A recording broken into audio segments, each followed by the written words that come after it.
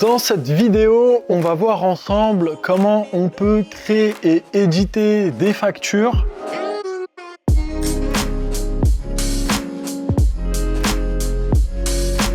On se rend donc sur son compte interface dans le menu à gauche et on va dans facture. Et donc, une facture, comment est-ce qu'on crée une facture? Soit on clique sur le bouton nouvelle facture, soit on va créer une facture directement depuis un devis. Dans cette vidéo, on va voir tout simplement comment on crée une facture à partir de rien du tout, puisque dans d'autres vidéos, on verra comment on peut créer un acompte, une situation ou transformer un devis en facture. Donc là, je clique sur nouvelle facture, je peux mettre un titre à cette facture, l'associer à un client et créer ma facture. Et donc là, je ne vais pas trop rentrer dans le détail puisque ça fonctionne exactement de la même manière qu'un devis. Je vais pouvoir relier ma facture à une maintenance, à un chantier ou à une intervention. Donc en reliant cette facture à une intervention, si je vais dans le visualisateur ici, je vais retrouver l'adresse d'intervention et le numéro d'intervention directement ici.